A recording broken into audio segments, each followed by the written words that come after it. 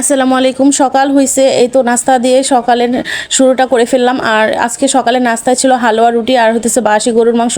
এই নাস্তাটা আমার যে কী পরিমাণ মজা লাগে। আর হালুয়া রুটি তো সবসময় বানানো হয় না, সবে বেড়াতে উসুলায় বানাইছিলাম, কারণ এগুলো একটু মানে একটু প্যারা আর কি, এগুলো সবসময় বানানো হয় না সচরাচর। এগুলো হইতেছে অনেক মজার একটা নাস্তা। আজকে যেহেতু হালুয়া রুটি ছিল, তার জন্য আমি এটা দিয়ে নাস্তা করছি। যখন আমার বাসায় রুটি থাকবে আমি কিন্তু কখনোই ভাত খাই না। আর আমার রুটি কিন্তু কেউ যদি আমাকে বানায় দেয়, আমি কিন্তু তিনও বেলায় খাইতে পারবো। মানে রুটি আমার খুব পছন্দ। এক কথাই আপনাদের ভাইয়ের তো রুটি একদমই পছন্দ না, তার তো ভাত পোলাও মাংস এগুলোই অনেক পছন্দ। যাই হোক, এখন হইতেছে সকালের নাস্তাটা করে ফেললাম। আর এই তো এইদিকে দেখতে পারতেছেন কত মাছ নিয়ে আসছে। যেদিন মাছ নিয়ে আসবে 5-6 ধরনের মাছ নিয়ে আসবে, মুরগি নিয়ে আসবে, তখন হইতেছে এগুলো গুছাইতে গুছাইতে আমার 3টা বাজে যায়। আর আমি তো মাছ কখনো এভাবে রেখে দিব না, একদম মাছ ধুইয়া একদম সুন্দর করে কুসুম গরম পানি দিয়ে লবণ দিয়ে ধুইয়া একবারে ফ্রিজে রাখি।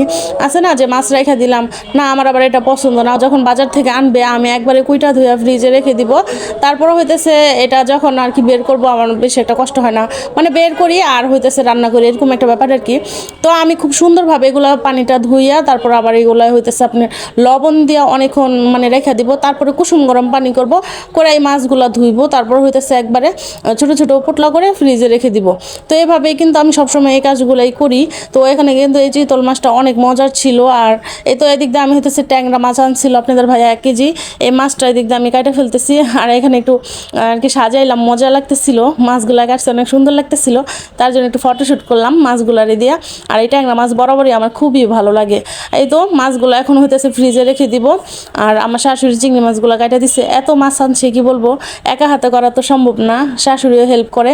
আর অনেক মাছ যখন আনে উনিও আমার অনেকটা আর কি হেল্প করে দেয়, না হলে হইতেছে আরও কষ্টসাধ্য এগুলা করা। এদিক দিয়ে আমার শাশুড়ি হইতেছে মাছগুলো কাইটা দিবে, আর এই মাংসগুলো আমি পরে কাটবো। কাইটা ধুইয়া পরে হইতেছে মাংস ধুবো না, মাংসটা আমি এভাবে ফ্রিজে রাখি। আর এখন হইতেছে রান্না করব, যেহেতু অনেক বেলা হয়ে গেছে এগুলা আর কি একদম গুছাইতে গুছাইতে এখন ভাবলাম যে বেগুনের বড়া করব আর একটা তরকারি রান্না করব। তো এগুলো আর সব কিছু ভিডিওতে দেওয়া সম্ভব না, ভিডিও অনেক বড় হয়ে যায়। ভাইজা আমি হইতেছে ভাইজা এটা, তারপরে একটু মশলা দিব। আর এটা যদি একটু ভাইজা একটু পেঁয়াজ কাঁচামরিচ ধনিয়া পাতা দিয়ে যদি একটু মশলা দেওয়া যায় তাহলে কিন্তু অনেক বেশি মজা লাগে। আমার কাছে এই বেগুন ভাজাটা খুবই ভালো লাগে। যখন আপনাদের ভাই অনেক ধরনের বাজার আনে তখন হুটহাট করার জন্য হইতেছে আমি এভাবে বেগুন ভাজা করি। আর এই তো বেগুন ভাজাটা হয়ে গেছে, এখন হইতেছে পেঁয়াজ ভাজা ভাজা করব। ভাজা এই তাহলে পেঁয়াজটা ভাজা ভাজা করে ফেলবো। আর হইতেছে একটু ঝাল ঝাল গুঁড়ামরিচ দেবো, ঝাল ঝাল লাগে, তাহলে কিন্তু ভাত খাইতে ভালো লাগে এটা দেওয়া। আর যেহেতু অনেক ধরনের মানে মাছ আনছে, মুরগি আনছে, তারপর হইতেছে গরুর মাংস, এখন হইতেছে এত কিছু আমার করতে করতে অনেক সময় হয়ে গেছে।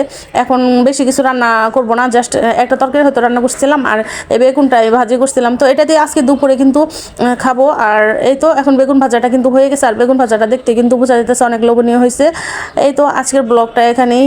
আর যদি ভালো লাগে অবশ্যই কিন্তু কমেন্টস করে জানাবেন ভিডিওটা কেমন লাগলো। সবাই ভালো থাকবেন, আল্লাহ হাফিজ।